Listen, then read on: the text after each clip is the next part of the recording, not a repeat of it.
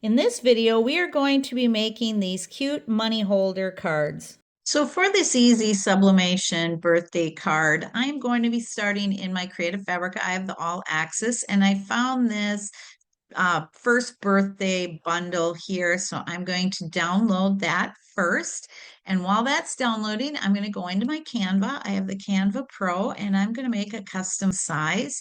And these canvases that I'm using are 4 inches by 4 inches. So I am going to make this 4.2 by 4.2 because I like to go over the edge a little bit with my design when I'm using sublimation on these canvases to cover the whole thing. So now let's go and unzip our file here. We'll extract all of these files so that I can upload them into Canva. So I'm going to click my uploads button here over on the left, and I'm going to start uploading files that I just downloaded here. So I think I'll just upload them all for now, and we'll look at them as they come in because I'm going to be putting some of these in for a baby's first birthday. And let's see what we got here. They're all super cute. So her birthday is in March, and so I thought it would be cute to use some of these with the little cute red gingham here because I thought that was just adorable. So let's start with this cherry cake. Oh, actually, I like the other one better. But anyway, I'm gonna just throw a few things in here. Oh, I gotta put shoes in there. That's always what I like to give as a gift. Um, and I think there's a one in here. Oh yeah, right here. I like this one. And I'll shrink this down. And I'll probably add a text box here and do Cora is, and then we'll put it by the one. And this is such an easy way to personalize a gift and make it a card as well. So I'm going to raise my font up here, get it bigger. And now I'm going to go look for a cute font here. So I'm going to click on my Canva Sand here. And I have a bunch of fonts here that come with Canva, but also some that I have uploaded from Creative Fabrica as well. I'll have a link below for videos for doing that. Like I said, I do have the Canva Pro. So I'm just going to scroll through here and I want to find something a little thick, but super cute. Let's go with this Dream Wish here and see what it looks like. Don't know if I like that one as much. Cora is one. I'm not fond of that one. Um, that one's kind of cute.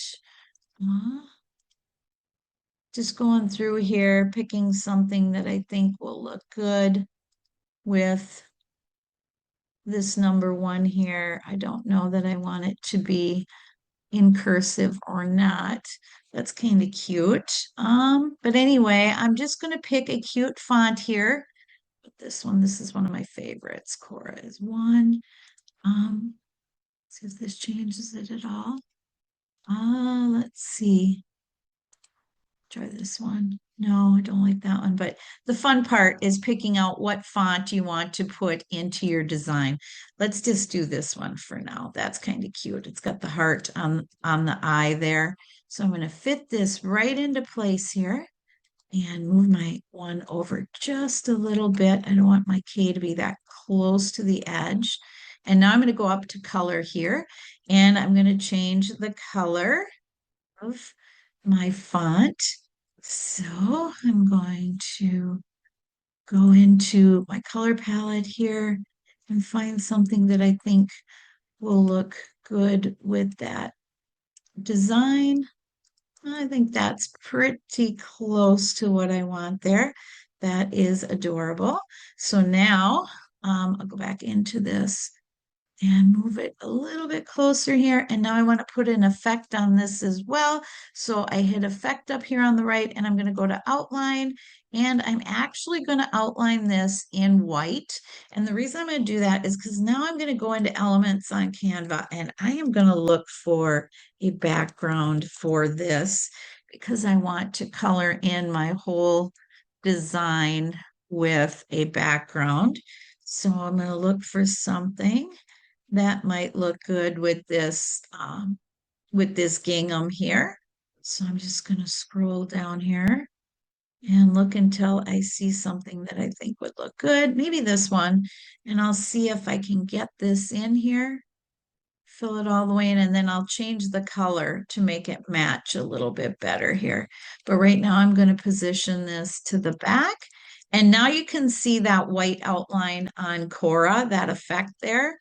And I'm also going to click on my shoes here. I'm going to raise them up a bit, and I'm going to go to edit, and I'm going to go to uh, shadows here. Down here you see shadow, and I'm going to click on drop, and that's going to give that a little bit of a shadow, and I'll probably do that with the one as well. Give it a little bit of a shadow here. It just kind of pops it off the page. And let's see here now. Let's get onto our background, and I'm going to go up here to where this pink dot is, and I'm going to see if I can change this color a little bit, make it more blend in with our shoe. And now you can see that it has given me options to match those shoes as well. So maybe go with a little bit darker or lighter color, and you can see how that really pops. So now let's go in here to my color of my text as well, and I'm going to change that to make that pop as well. So I'm going to use the colors from this color palette here to blend in really well with our design. So now I'm going to go back up here to color and change this a little bit different here. Um, Go maybe with this one. That looks pretty good. So now I'm going to print this. I'm going to download it, and then I'm going to print this, and then we're going to be pressing it onto that little 4x4 canvas with sublimation. So let's get the share here, and I'm going to go to download, and I'm going to be using a PNG. You can pick what you want from there, but I'm going to use a PNG. I'm going to raise my DPI all the way up because, like I said, I have Canva Pro, and I'm going to use a transparent background here, and I'm going to get this downloaded, and then I'm going to bring up a Word document here, and I'm going to get this design in my Word document. So I'm going to go to layout here, and I'm going to make my margin 0, and I'm going to make my orientation landscape just so that you can see this here. I'm going to make it a little smaller so that you can see it. I wouldn't have had to change my margins here because it's small. It's only a little over 4 inches. So I'm going to go to insert picture from this device, and I'm going to bring in that image that we just downloaded. My Cora is 1. And I'm going to go here to this icon, and I'm going to do wrap and through so I can move it around on the page. So now I would go to, I'll probably put some other images on here before I print it so I'm not wasting paper. But for printing, I go to File and Print. And I'm going to be using my Epson EcoTank 2840 that I've converted over to sublimation printing. I'll have a link below for how I converted that as well. And then under printer properties, I'm going to select premium presentation paper matte, quality high. Under more options, I'm going to turn bidirectional off, and I want to mirror my image. So it will either say bidirectional or high speed, and you want that off, and we want to mirror our image so it's not backwards when we press it. And then under image options, I like to select emphasize more and emphasize thin lines. Hit OK, and then I will go and get this printed. This is the canvas that I'm going to be using for this project. It's just a 4x4 canvas. I am putting nothing on this. I'm going to be pressing right onto the front of this canvas. So my print is printing with my sublimation printer. So I am heating up my HTV Ront Auto Heat Press 2. I am going to be pressing these canvases at 385 degrees Fahrenheit, good firm pressure for 60 seconds. And I have got a mat on my pressing mat that came with my press, and I'll have a link below for this silicone mat because I really like using this. I get a good firm pressure. I have protective paper down on my heat press mat, and here is my sublimation print. I used HTV Ront 125 sublimation paper. So I'm going to be lining this up onto my canvas, and then I'm going to tape it right down onto my paper. So you can see how well this lines up with my sublimation paper. So I'm going to flip this over and I'm going to tape it down. So here I have it taped in place on my protective paper, and it's ready to go, and we're almost up to temperature. All right, my heat press is up to temperature, so let's get this in. We're going to be pressing this for 60 seconds.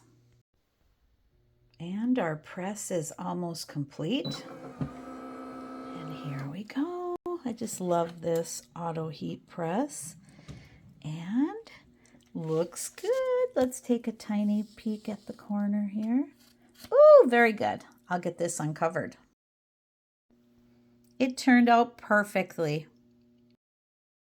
These are called lip balm pouches, and I'll have a link below for these as well.